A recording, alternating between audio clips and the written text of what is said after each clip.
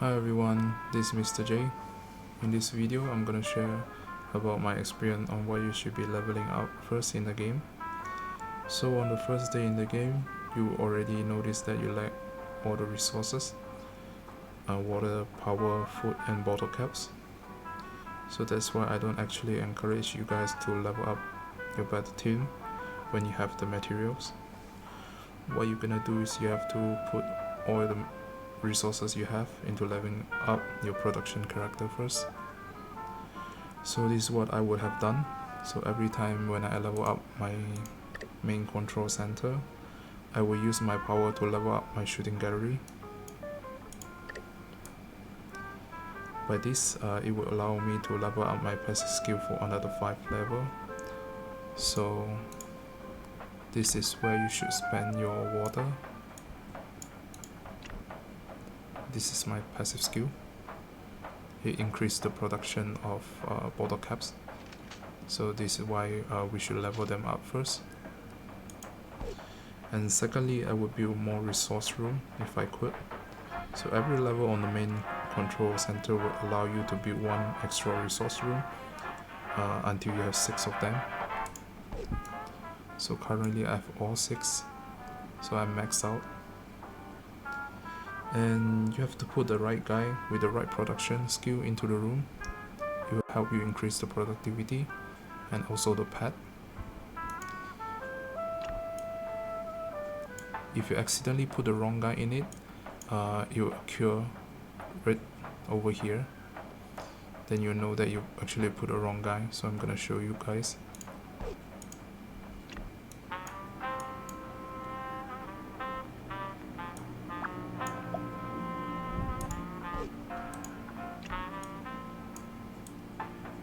As you can see, this guy, his passive skill is to increase water production, but I put it in the bottle cap manufacturing room, so it occurs red to tell you that you actually made a mistake. So I'm gonna switch it back.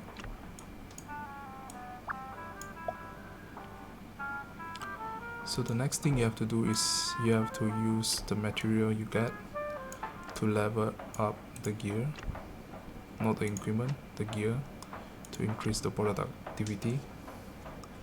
So if your production skill is to increase water and power, you have to upgrade the first one. If your passive skill is to increase food and bottle caps productivity, you have to level up the second one. And the third one is to increase the overall production, so every character should level the third one.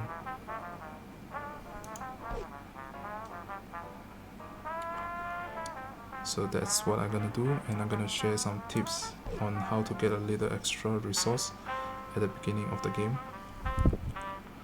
So on the first day on the game, you will have enough resource to upgrade your main control room to level 5.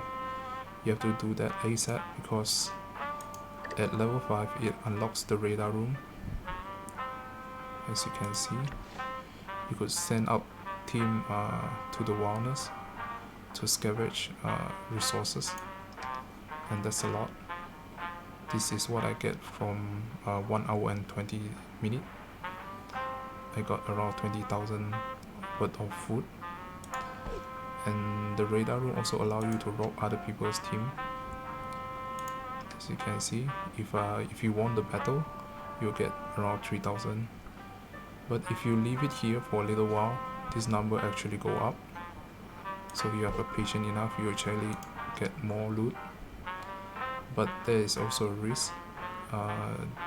The other player could actually pull back the team, so you cannot rob team anymore. So secondly is you have to level up your main control room to level 6 on the second day as soon as possible, because you will unlock the memory storage room. At the memory storage room, you will battle some other teams and you'll get insane amount of bottle caps, as you can see, and there's a lot of stage. And by winning the stage, you not just get the bottle caps, you also get some points, and this point allows you to exchange some of the best SR character in the game. So this one, and this one. And the third one is you have to join the guild, because by joining the guild you could actually send your character out to help a guild member 3 times. Show you guys. So I could send out a guild member. So that's the reason why I ask you guys to level up the production character first, because if you don't level it up, you only get a little bit resources back. So by putting this guy to help him, I will actually get around 18,000 water, 10,000 food, 10,000 water caps. So that's what I'm gonna do. And by joining the guild, you could also send character to help others in the battle. And each and every time your guildmate use your character in the battle, you will get 3,000 water caps. That's why you have to ask your guildmate to use your character more. So that's why you have to put like very useful character up there. So this is what actually happened to mine. My guild leader actually posted on the wall asking us to use other people's character on the easy stage, so we could all benefit from it.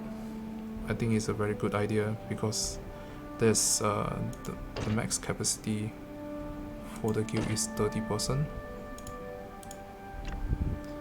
So if the other 29 people in the guild, if they all use my character, I would get around like 87,000 of water caps every day.